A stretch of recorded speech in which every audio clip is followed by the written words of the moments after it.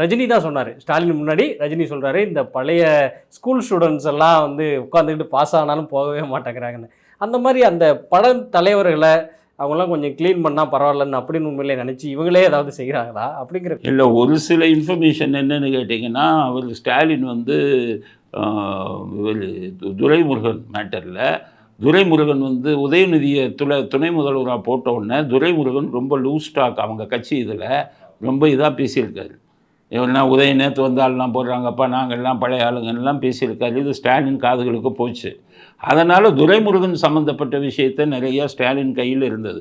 அதை அவரே வந்து அமலாக்கத்துறைக்கு இவங்களை அடக்கி வைக்கணுங்கிறதுக்காக கொடுத்து தான் அந்த மணல் குவாரி இதிலெல்லாம் அவர் வீட்டில் ஈடி ரைடு அடித்ததை அதை இவர் அடக்குவதற்காக அவர் பண்ணார் அப்படிங்கிறது ஒரு செய்தி.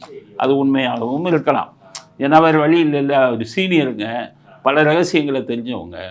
கருணாநிதி ரகசியங்கள்லாம் அவருக்கு தான் தெரியும். இன்னொன்று நீங்கள் சொன்ன மாதிரி காஸ்ட் ரீதியாக பெரும்பான்மை சமூகம் எங்கள் வன்னியர் சமூகத்திலேருந்து ஒரு முதல்வர் வரல, துரைமுருகன் மாதிரி ஒருத்தர் தான் வராரு, ஆனால் அவரும் திமுகவில் இருக்காருன்னு அவங்க ரொம்ப குற்றச்சாட்டு வச்சுக்கிட்டே இருந்தாங்க அவர் மேலே. வன்னியர்கள் துரைமுருகன் மந்திரியாக இருந்ததில் வன்னியர் பெருமக்களுக்கு ஏதாச்சும் நன்மை செஞ்சாரா? உனக்கு உண்மையிலே ஜாதிப்பட்டு இருந்தால் நீ மந்திரியாக இருக்கும்போது ஏதாச்சும் அவங்களுக்கு உதவி செஞ்சியா?